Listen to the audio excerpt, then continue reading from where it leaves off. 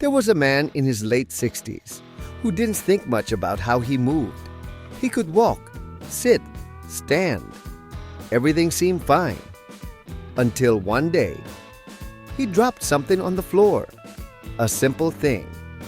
He bent down to pick it up and paused. Not because he couldn't, but because it didn't feel natural anymore. He hesitated, adjusted, took a moment longer than expected. And that small moment stayed with him because it made him realize something. There were movements his body used to do without thinking, and now they were slowly disappearing. That moment didn't happen in a gym or during exercise. It happened on an ordinary morning, the kind that feels the same as yesterday. He had woken up feeling normal, not energetic, not exhausted, just somewhere in between. After breakfast, he walked slowly toward the living room, lowered himself into his usual chair, and turned on the television. The sound filled the room. Soft voices, moving images, something to pass the time. Hours slipped by quietly. At some point, he reached for the remote, shifted slightly in his seat, and noticed how still his body had been. Not for minutes, for hours. Later that afternoon, he stepped outside for fresh air. The street was calm, sunlight resting gently across the pavement. A few people were walking past, moving at an easy pace, arms swinging naturally, steps steady and relaxed. He watched them for a moment, standing near the edge of his yard, noticing how natural their movement looked. There was no struggle, no hesitation, just quiet motion. And suddenly, he became aware of something uncomfortable. He hadn't walked like that in a long time. Not really. Most days, he moved from chair to kitchen, from kitchen back to chair.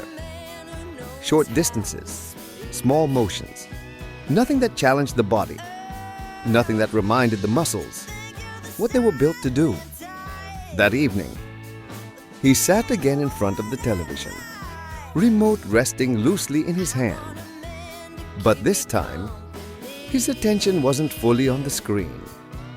It was on his body, on the stiffness in his legs, the heaviness in his shoulders, the quiet feeling of resistance when he shifted his position. And that's when the thought appeared. Not dramatic, just quiet and slightly unsettling.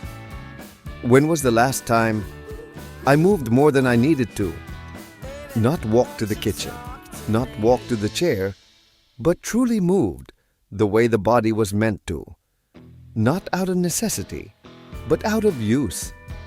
Because somewhere along the way, without realizing it, movement had slowly changed from something natural into something optional.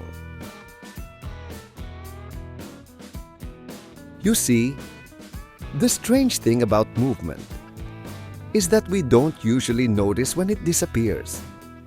It doesn't vanish overnight. It fades quietly, little by little.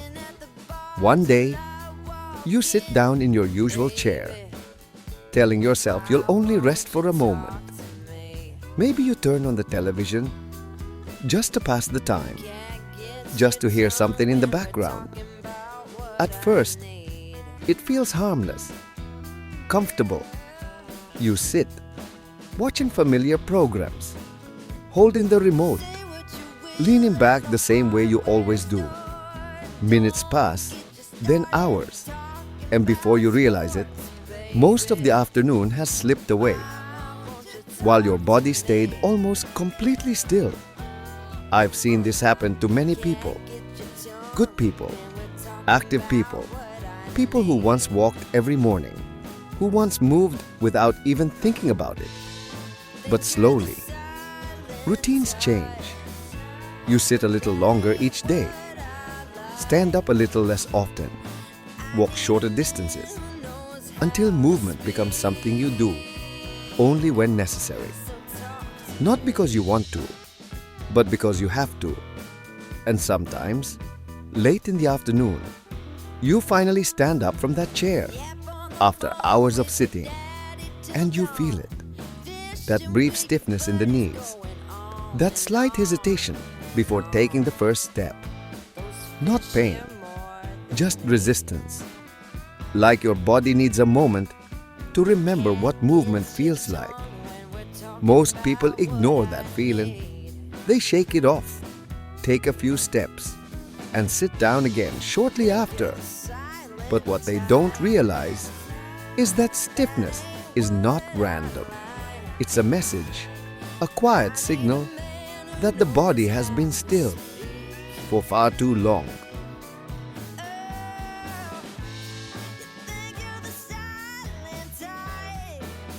I remember one gentleman. He once told me something I never forgot. He said, "I didn't stop moving because I got old. I got old because I stopped moving." At first, I thought it sounded dramatic. But over time, after watching many people, I began to understand what he meant. Movement isn't about strength alone. It's about repetition, small motions, done daily, without effort, without pressure. Like walking slowly along a quiet path, arms moving gently at your sides. Feet touching the ground one step at a time. Not fast, not far, just steady. In the early morning, when sunlight begins to slip through the window, many people sit quietly, looking outside, watching the world wake up. They see neighbors walking past, moving calmly along the sidewalk, some alone, some walking together, sharing conversation with each step. That simple act, walking each day, is often what keeps the body reliable. Not perfect, reliable. I've seen seniors walking in parks, taking slow steps, pausing now and then, adjusting their pace, breathing calmly in the fresh air. And even though their movement is gentle, there is confidence in the way they walk, because their body remembers motion, not as effort, but as habit. When movement becomes habit, the body stays familiar with balance, with rhythm, with direction. But when movement disappears, even slowly, that familiarity begins to fade. Not suddenly, quietly, almost invisibly. Until one day, walking feels just a little more uncertain. Standing feels just a little slower. And the body feels unfamiliar with itself.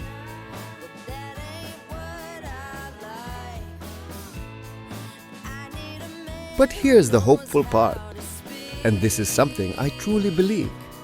Movement doesn't require strength first. It creates strength. Many people wait, telling themselves they'll move again once they feel stronger, once they feel less tired, once they feel ready.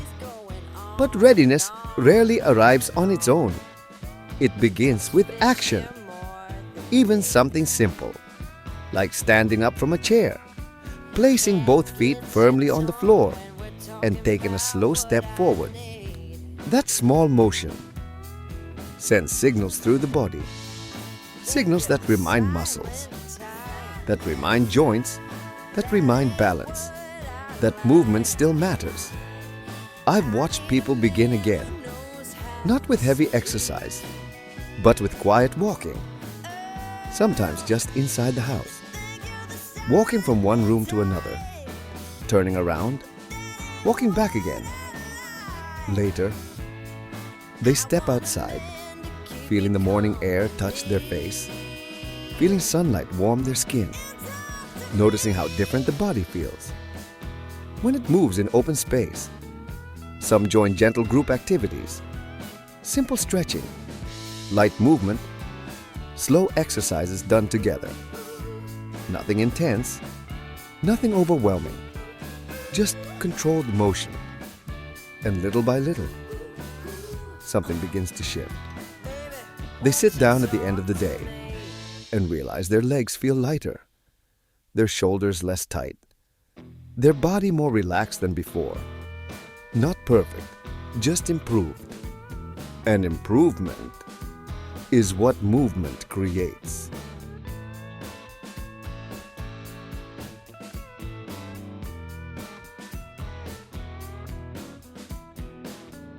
So if you're listening right now and you recognize some of these feelings, that quiet stiffness, that hesitation before standing, that habit of sitting longer than you should, I want you to notice something.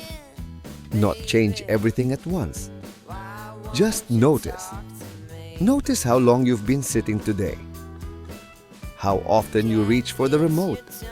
How easily hours pass while your body stays in the same position.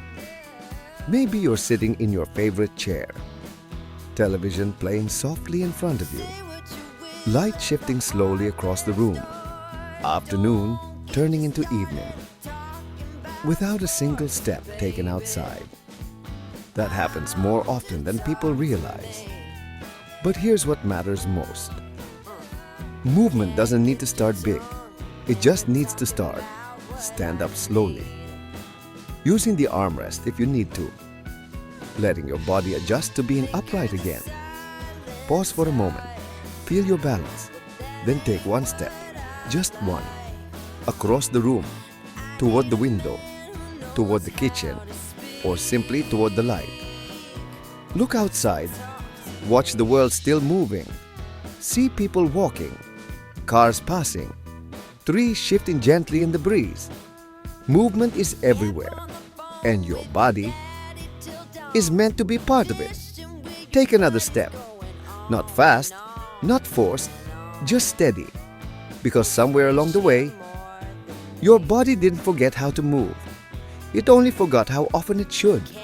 And once you're reminded, step by step, day after day, something quiet begins to return. Confidence, balance, familiarity. Not all at once, but slowly. Like sunlight filling a room in the morning, spreading gently across the floor until everything feels awake again. And that is how movement comes back. Not through effort alone, but through beginning.